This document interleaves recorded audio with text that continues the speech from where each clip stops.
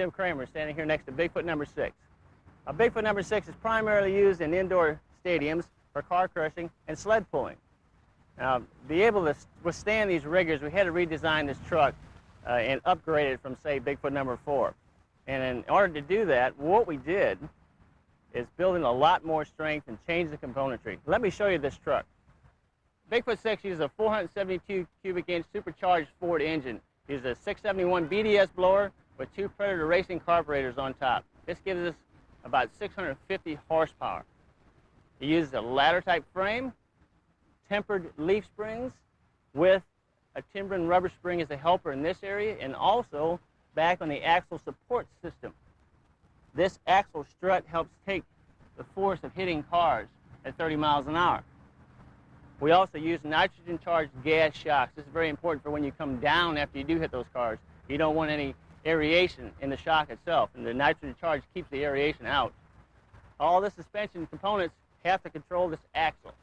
This axle is what we call a combination axle, using a 5-ton center section with an agricultural tractor-type tip.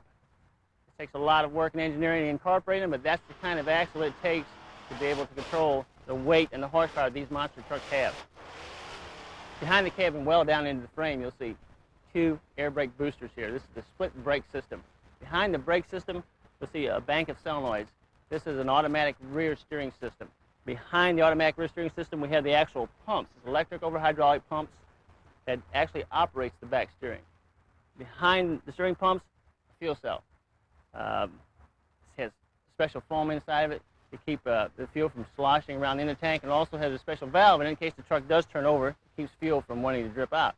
Behind the fuel cell are the batteries. We use 2 1100 amp HD batteries. All these components were in the bed. We've taken them and put them down in the frame for 2 reasons. They're better protected down here, and plus it takes the center of gravity and brings it down a lot lower and makes the truck handle a lot better. In the interior, instead of the chrome thin wall bar we used to use, we use a thick wall frame mounted roll cage, diagonally and X-brace in the back, and also padded around the driver's head.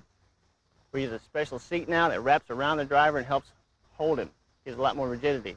We use a kill switch on the dash. If the driver has trouble, he can simply reach up, hit the kill switch, and shut the truck off. We use a kill switch on the back bumper in case a fireman or track official back there, if the truck is rolled over or in a bad position, you come up and pull that chain and the truck will die. We also have incorporated a radio remote control kill switch. The truck can be stopped from the other end of the arena if need be. With the progression of monster truck motorsports, the features that I have pointed out to you on Bigfoot number 6 have helped to make a better performing and safer truck.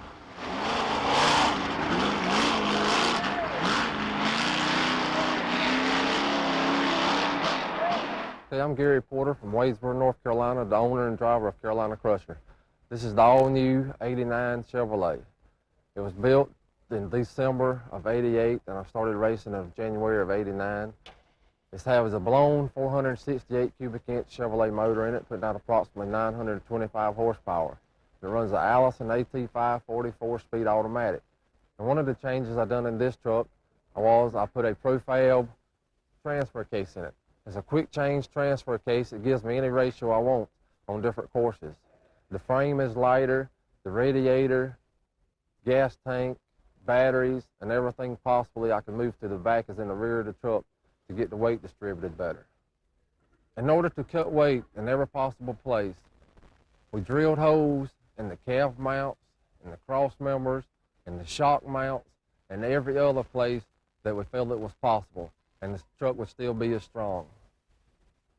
The truck weighs approximately 2,000 pounds lighter than the other truck. It weighs 13,500 pounds. The paint on it is a '78 Corvette yellow, painted by Terry Conklin out of Wadesboro, North Carolina, and the graphics are by Jim Norris out of Wallace, South Carolina. The truck is sponsored by Porter's 4-Wheel Drive Center, which my brother owns, and Big A Auto Parts. Special thanks to Yates Tyson.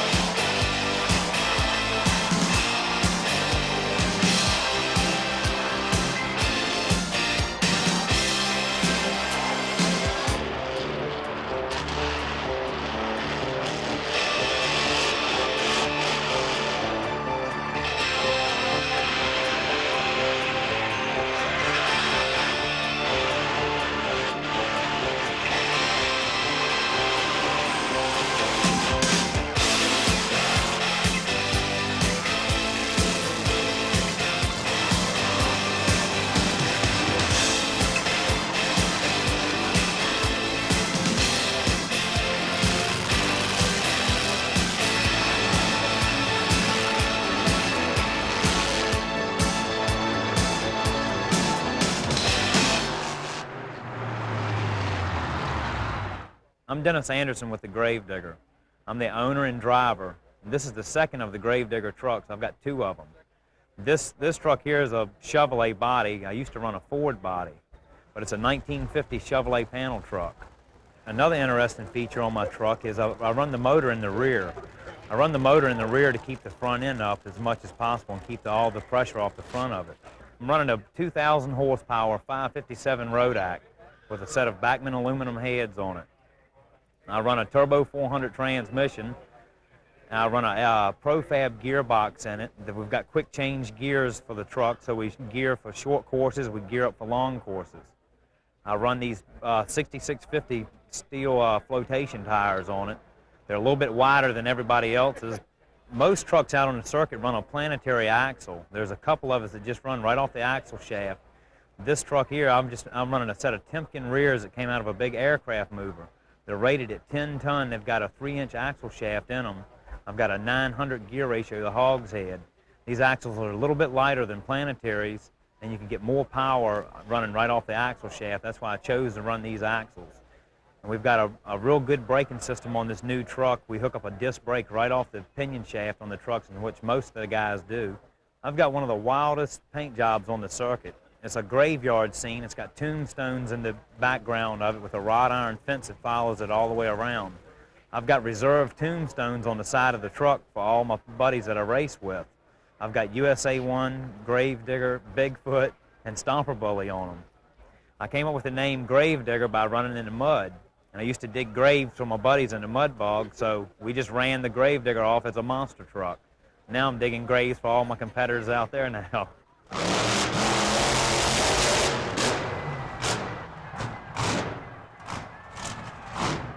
Hi, I'm Dan Patrick. I'm the owner and the driver of the Samson monster truck. It's a 1989 Chevrolet Silverado. It is powered by a 454 cubic inch Chevrolet engine. It is set on a 2.5-ton military frame, which is a lot stronger than a standard Chevrolet frame to take the abuse we put it through. The frame is mounted on 5-ton military rear ends, which is a lot stronger than your standard Chevrolet rear ends, to turn the 5.5-foot tall tires to climb over the cars we have to run over, or the mountains of dirt, or whatever we're into as far as competition racing. The motor has a supercharger, which gives it extra horsepower, and a fuel injection system, which gives it more fuel for extra horsepower. It has a turbo 400 transmission, which transfers the power into a transfer case, which transfers that on down into the rear ends. The truck weighs 13,800 pounds, and that is with the tires, and the tires weigh 950 pounds. Like in any other types of competition, you need safety equipment. As the driver, I wear a 6-layer fireproof suit. So in case of a fire, I'm protected until I get out of the vehicle and can get to safety. Also, I wear a very protective helmet. At any time, I have a kill switch inside the vehicle that I can shut the motor off at an instant. Also, as a safety precaution in this vehicle is a remote kill switch. It allows the track official to carry a remote control that will kill all power to the vehicle in case we get out of control. Also, a safety equipment on the vehicle to protect all people concerned, the driver, the track crew, or the spectator, is a transmission blanket that shrouds the transmission in case of an explosion. It will contain it all inside this blow-proof blanket. Also, the drive shafts are looped with loops in case a drive shaft breaks. If a universal breaks, it is enclosed in this 3/8 diameter aluminum, and that will keep all pieces contained in the vehicle. That way they just fall out on the ground. On the engine, we have blower restraining straps. And what that does, in case of an explosion where the blower comes off, this strap will keep the blower on top of the engine and allow it enough room just to get the initial blast out from under the supercharger. Then the blower will set right back down on the motor until it can be repaired.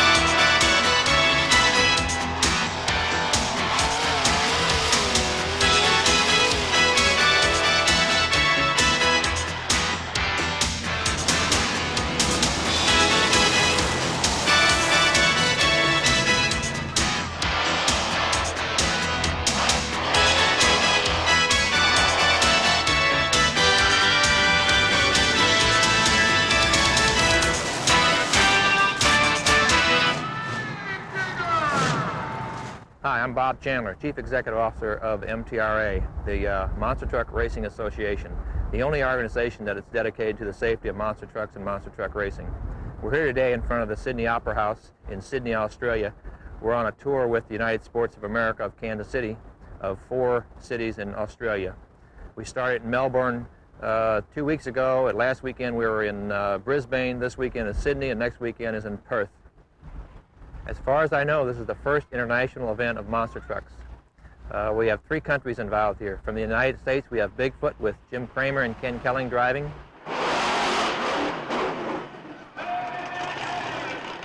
And from New Zealand, we have Kiwi Thunder with Mike Parks driving.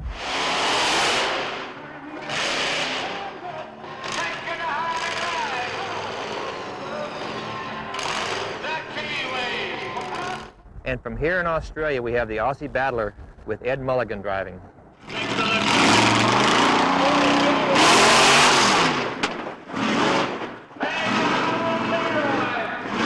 All the vehicles at this international event are MTRA members. What I'd like to talk to you today about is the safety equipment required by MTRA on these monster trucks. We start out requiring shields on the engine, on the transmission, on the drive shafts, on the drive shaft U-joints, on the bell housings, on the clutch, on the torque converters, on anything that could possibly explode and hurt the driver or the crowd. We also require these trucks with superchargers to have aluminum studs, blower restraints, guards for the pulleys. We also require kill switches in the cab so the driver can stop the truck with just one easy movement of his arm, and a secondary kill switch also on the back of the trucks. So if the truck were ever to roll, anybody could run up to this truck and pull this pin, and it would stop all the electrical, the fuel pumps. It would really protect the driver. There's quite a few of these rules designed specifically for the driver himself, starting with an approved helmet, a neck collar to protect him from whiplash, a kidney belt, a whole fire suit the driver must wear. He's got to have a seat belt on, a shoulder harness. He's got to have a fire extinguisher with easy reach of himself. And he also has to have a 6-point roll cage to protect him in case of a rollover. Probably half the cost of these monster trucks is safety equipment required by MTRA. So when you see that MTRA decal on the vehicle or the MTRA license plate, give that driver an extra round of applause. You know he has spent a lot of time and money to protect you as a spectator and himself as a driver. Hi, my name is Marvin Smith. I'm from Arnold, Missouri. I'm the driver of Stomper 2 behind me. There are 2 Stomper trucks, Stomper 1 and Stomper 2. Stomper 1 is owned by TNT Motorsports, and this one here is owned by me, sponsored by TNT Motorsports. This truck has been on the circuit for approximately 5 years now. I've driven it for 5 years.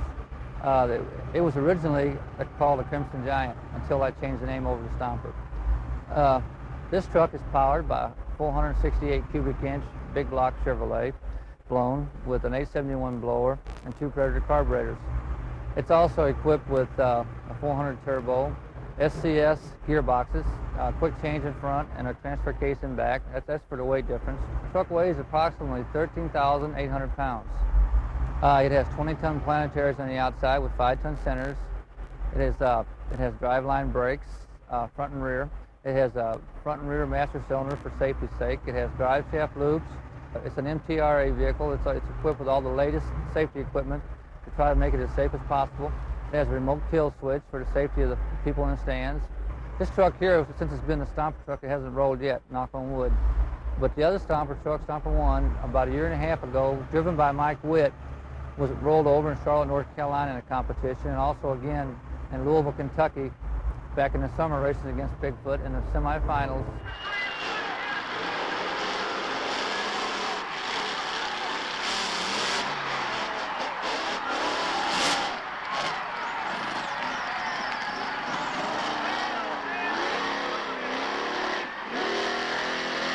Thank goodness nobody's been hurt in any of these trucks yet. They're all very, very safe. They're equipped with roll bars and every safety factor that we can put into them.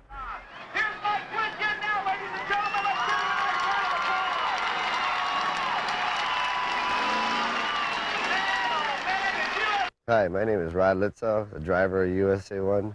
USA 1 is based out of Minneapolis, Minnesota.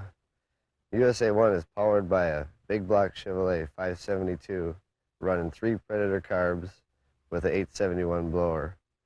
One unique thing with this truck is it has a stock frame that we totally beefed it up, boxed it. All other trucks are running the tubular square frames, and we kept with this one original. We're trying to keep everything. The interior is original, the body's original, everything is original on this truck. One thing different with this truck is that we're running the 5-ton military axles on here, which are a lot lighter than most trucks are running the planetaries, which helps keep this truck one of the lightest trucks on the tour.